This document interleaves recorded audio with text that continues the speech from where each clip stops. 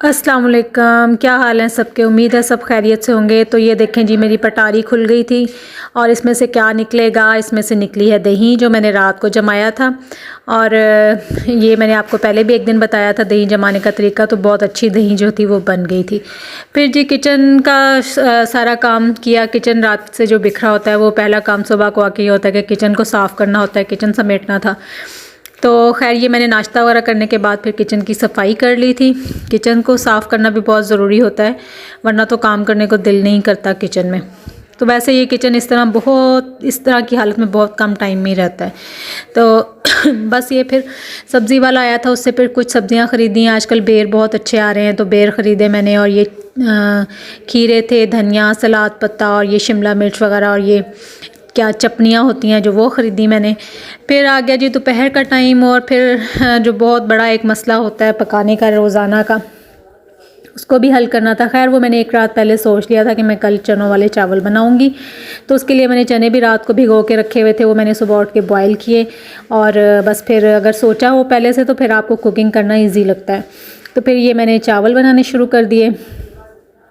चनों वाला पुलाव बनाया था, प्याज ब्राउन हुआ। फिर इसमें ये लहसुन अदरक पेस्ट मैंने डाला है। और बस ये बिल्कुल सिंपल सा जो तरीका होता है पुलाव बनाने का चनों वाला, वो उसी को मैं उसी तरीके से बनाती हूँ। टमाटर डाल दिए हैं अब और थोड़ा सा पानी डाला है ताकि टमाटर गल जाएं। और बाकी ये है कि चनों वाला पुलाव बनाना वैसे बहुत इजी है, कोई ऐसी इसमें साइंस नहीं लड़ानी पड़ती।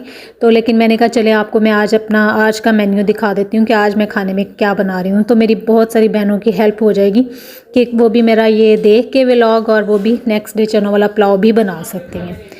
तो जी टमाटर जो थे वो ऑलमोस्ट अब गल चुके थे। मैंने थोड़ा सा पानी डाल के इनको ढक के रख दिया था। तो अब ये मैं इनको मैश कर रही हूँ ताकि ये अच्छी तरह से मिक्स हो जाए मसाले में। और इसमें थोड़ा सा मैंने साबुत मसाला भी डाला था। एक बड़ी इलायची है, 2-3 दालचीनी के पीस थे, लौंग और काली मिर्च थी।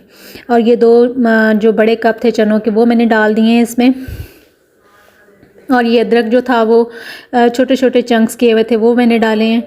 और बस ये 2 कप पानी डाल के और यहाँ ये मैंने इसमें डाली हैं चिकन स्टॉक की जो मैंने क्यूब्स बनाई थी ना, वो भी मैंने आपको अपने लास्ट व्लॉग में शायद बताया था कि अगर आपके पास चिकन बॉयल हुआ पड़ा है, वो उसकी स्टॉक बच जाती है तो आप उसको क्यूब्स कंटेनर में डाल के फ्रीज़ कर लें। तो इस तरह से आपको ना बड़ी आसानी होती है। आप किसी भी चीज़ में निकाल के डाल सकते हैं, दाल में डाल लें, चावलों में डाल लें, किसी सब्ज़ी में डाल लें, बजाय इसके कि आप कोई चिकन क्यूब यूज़ करें जिसमें केमिकल्स भी होते हैं। और उससे अच्छा है कि आप इस तरह स्टॉक को जो होती है ना वो ज़ाया ना करें और अपना उसको फ्रीज़ कर लें और टाइम आने पे आप उसको यूज़ कर लें। तो ये था। और फिर मैंने इसमें ये बाद में एंड में लास्ट पे बिल्कुल जब दम पे चावलों को लगाना था तो मैंने इसमें सब्ज़ मिर्चें काट के डाली। इस तरह से एंड पे सब्ज़ मिर्चों को डालें ना तो इनका बहुत अच्छा टेस्ट आता है चावलों में ना, खुशबू भी बहुत अच्छी आती है और टेस्ट भी बिल्कुल सही आता है। अब जी ये चले गए हैं दम पे। और फिर दम पे लगा के तो मैंने अब दूसरा काम शुरू किया। तो दूसरी जो रेसिपी थी मैंने बनानी थी आज गुड़ वाले चावल की। गुड़ भी मैंने भिगो के रखा हुआ था। एक्चुअली ये गुड़ था थोड़ा सा मतलब पुराना तो नहीं था ज़्यादा, लेकिन इसका कलर पता नहीं क्यों ब्लैक हो गया था बहुत ज़्यादा ना। तो मैंने कहा चलो खैर गुड़ वाले जो चावल होते हैं वो थोड़े डार्क ही होते हैं ना, कोई बात नहीं, बना लेती हूँ। तो ये फिर मैं इस तरह ना इसको वो फ़िल्टर कर रही थी। ये देखिए ये जो आजकल बैग्स आते हैं ना कपड़े के, जिसमें ये हम अक्सर चीज़ें वगैरह शॉप्स वाले डाल के देते हैं, ये बड़े काम के होते हैं। इनसे ये ना आपने कोई चीज़ फ़िल्टर करनी हो, पुननी हो तो बहुत अच्छी हो जाती है। आप इसको धो के इस्तेमाल कर लें किसी भी चीज़ को फ़िल्टर करने के लिए। तो इससे जो होते हैं ना वो पोनी से तो अक्सर चीज़ें निकल जाती हैं, लेकिन इससे बहुत अच्छा फ़िल्टर होता है।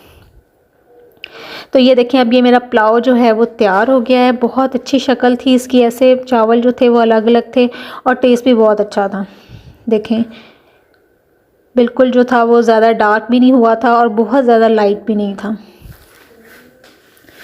तो यहाँ पे जी चावल एक डिश तो तैयार हो गई थी। अब साथ साथ मैं दूसरे की भी तैयारी कर रही थी। चावल बॉयल हो गए थे मेरे, गुड़ वाले जो थे बनाने थे मैंने। अब ये मैंने थोड़ा सा घी लिया, उसमें ये मैंने इलायचियाँ डाल दी हैं, 2-3 इलायचियाँ कूट के डाली हैं।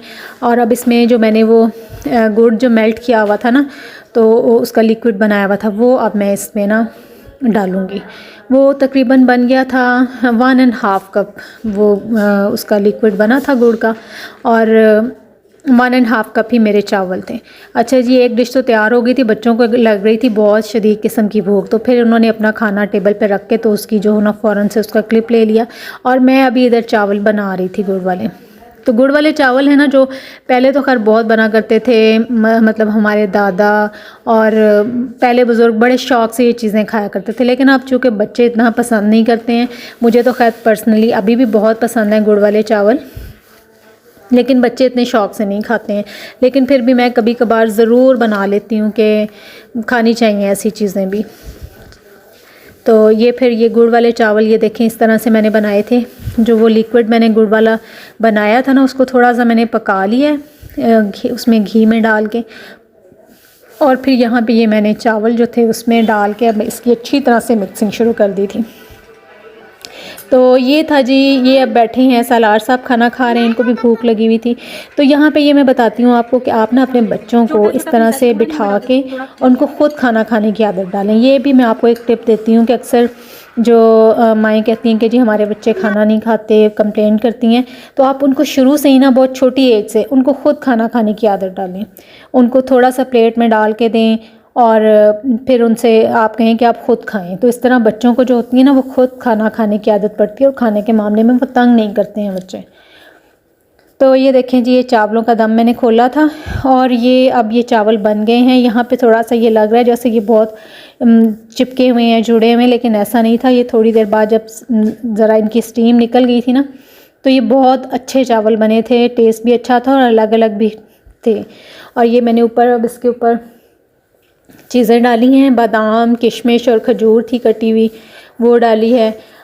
ले जी, अब तीसरी डिश बनने का टाइम आ गया है। अगर चावल बने हो हमारे घर में और साथ दही फुल्कियाँ ना बने, ये तो हो ही नहीं सकता। बस हमारे घर में एक फ़र्द ऐसा भी है जो जिनके चावल जो है ना वो उनसे खाए नहीं जाते जब तक ये दही फुल्कियाँ साथ ना हो। तो बाकी सब लोग रायता लेंगे और वो जनाब जो है वो दही चावलों के साथ हमेशा ये फुल्कियाँ ज़रूर उन्होंने लेनी है। तो उसमें भी काफ़ी ज़्यादा सारे लवाज़मात डालने होते हैं, आलू, फुल्कियाँ, सब्ज़ मिर्च, प्याज, और फिर उसमें खजूर मैं डालती हूँ, सेब भी डालती होती हूँ, लेकिन आज सेब मेरे पास नहीं थे। तो खैर ये देखें, अब ये वैसे ये बहुत अच्छी बनती हैं। आप ये मतलब इस तरीके से इनको भी बना के देखें। तो ये आलू और दही वाली जो फुल्कियाँ ना, ये बहुत अच्छी बनती हैं, टेस्ट बहुत अच्छा होता है। उसमें आप जो चीज़ें डालते हैं ना, खजूर और सेब वगैरह, उनका इनके साथ मिला के दही में, तो उनका भी बहुत अच्छा टेस्ट आता है। अब ये मैंने ऊपर थोड़ी सी इमली जिंजर चटनी डाली थी। यहाँ पे जी ये सालार साहब हैं।